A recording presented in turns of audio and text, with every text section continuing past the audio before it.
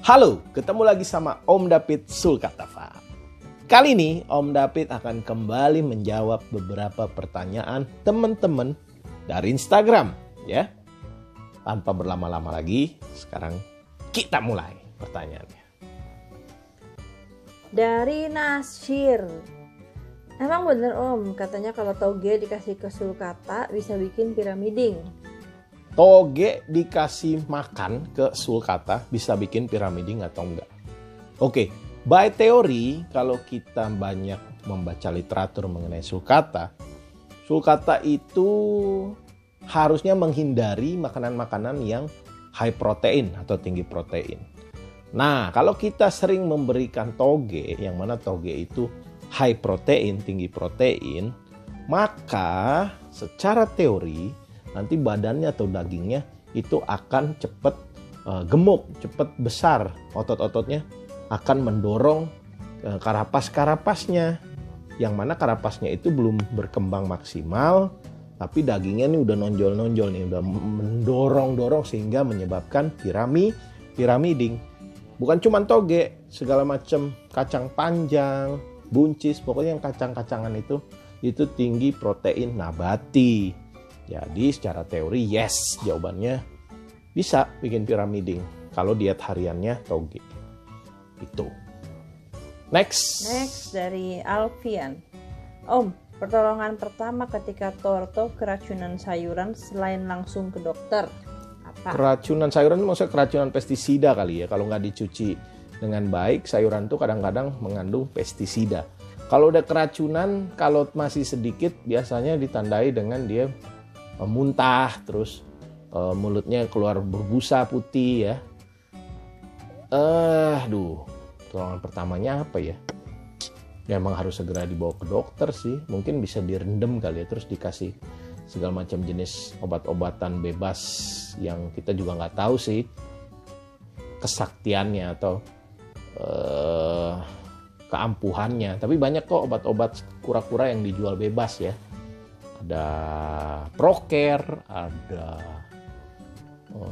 Kapsul Plus, ada Grezi Plus.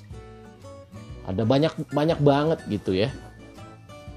Ya boleh aja dicoba, boleh juga enggak. Om David karena belum pernah punya pengalaman seperti itu, jadi nggak mau sembarangan kasih masukan yang Om David belum ada experience-nya.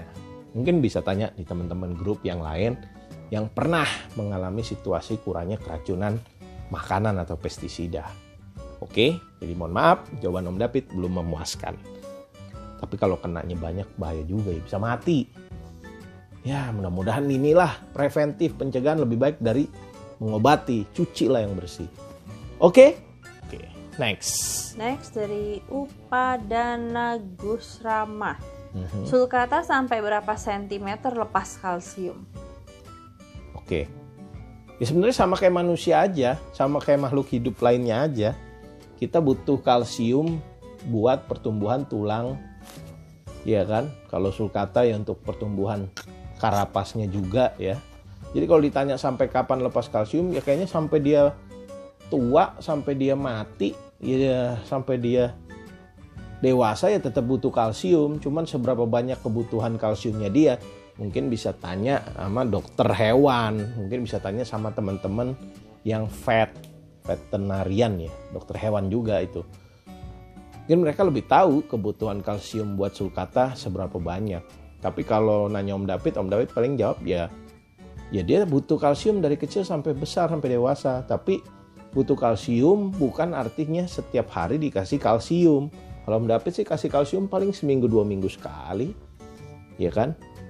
Ya cari-cari juga makanan-makanan yang mengandung kalsium selain kita beli suplemen kalsium ya.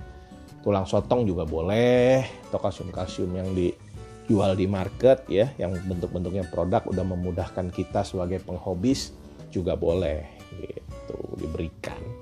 Oke, next. Dari Yusuf Hasta. Kapan sulkinya bertelur, Om? Sulkinya udah bertelur. Sebagian besar telurnya itu ternyata banyak yang steril. Dan kemarin inkubator Om David tuh rusak. Dia jadi dingin kayak kulkas, jadi banyak telur yang terbuang. Sekarang sih masih banyak. telur-telur di farm, cuma netes atau enggaknya I don't know. Om David kurang tahu karena Om David sibuk di Jakarta. Mungkin Desember akan menetas. Sebagian juga yang menetas langsung laku sih, jadi Om David udah langsung lepas adop, udah ada yang ambil, jadi Om David nggak sempat ngiklanin gitu. Desember deh kayaknya ada.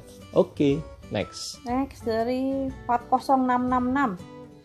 Bang, awalnya gimana sampai terinspirasi ternak sulcata? Tolong jawab. Oke. Jujur-jujurnya, Om David itu kura-kura darat. Om David itu sangat suka sulcata. Karena dia lucu, dia itu bisa besar, dia itu bisa mahal, makin besar makin mahal. Bagus. Pokoknya Om David falling in love sama sulcata. Nah, bisa ternak itu karena nggak sengaja. Karena sulcata itu yang Om David suka yang besar. Makin dia besar, makin Om David suka. Nah, Om David mulai mengoleksi sulcata yang besar, yang jumbo. Cuman kan nggak mungkin masa beli cuman jantannya doang atau betinanya doang. Jadi Om David beli beberapa pasang. Nah, akhirnya mereka kawin ya, terus bertelur, terus netes. Jadi ternak sulcata itu nggak ada susah-susahnya, nggak ada, gampang. Kamu tinggal beli indukan impor yang banyak, ya kan? Terus kamu sistem koloni, ya. Nanti mereka kan berjodoh sendiri ya kamu siapin lah pasirnya, kamu siapin zona untuk dia minum dan berendam kamu siapin, ya. Cuman dia punya kelemahan di tempat yang dingin dia akan sering pilek. Karena dia kan aslinya habitatnya kan di tempat yang panas. Makanya Om David saranin kalau mau ternak sulcata lebih bagus di daerah yang panas gitu. Gampang, ternak sulcata tuh gampang. Kalau ada yang ngerasa dia itu sangat hebat karena bisa ternak sulcata, kasian ya, malu-maluin gitu. Karena yang ternak sulcata di Indonesia tuh terlampau banyak. Sama aja kayak orang ternak kambing, sama aja kayak orang ternak kelinci, orang ternak ayam. Nggak sesusah itu, karena memang mereka bukan hewan yang mau punah, yang susah berkembang biak, kayak misalnya apa ya, panda gitu ya, atau harimau kali ya. Sulcata enggak, makanya kalian-kalian nih yang merasa sombong ya, merasa luar biasa hebat dibandingin teman-teman lainnya yang nggak ternak sulcata. Malu ya. Ya elah, ternak sulcata tuh digabung-gabungin aja dia kawin sendiri kok. Gitu. Jadi nggak ada yang spesial lah dari beternak sulcata itu. Karena dia kawin sendiri. Kagak ada rahasia saktinya yang bikin kita bisa, orang lain nggak bisa. Kita ini spesial, nggak ada.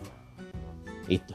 Lanjut dari Kie.88. Labu Halloween bagus nggak Om dikasih sulki setiap hari? Pumpkin labu Halloween itu bagus kalau menurut literatur yang Om David baca teorinya. Tapi nggak setiap hari juga ya. Banyakan tuh kita kasih makanan ke sulcatanya bervariasi karena kan dia butuh vitamin, butuh serat, butuh kalsium. Kita bervariasi kasihnya. Lagian labu Halloween tuh yang buat Halloween tuh kan yang orange itu kan mahal. Kalau kamu kasih setiap hari boncos juga. Dia juga katanya bisa buat obat cacing alami. Jadi dia bagus. Tapi saran Om David ya jangan tiap hari juga kamu kasih. Divariasiin lah gitu. Oke. Kita sudahi dulu video kali ini karena Om David rasa udah cukup panjang. Kita akan lanjutkan nanti di next video. Thank you udah ngikutin channelnya Om David. Jangan lupa yang belum subscribe, tolong di subscribe, di like, di share, juga di komen. Bye-bye.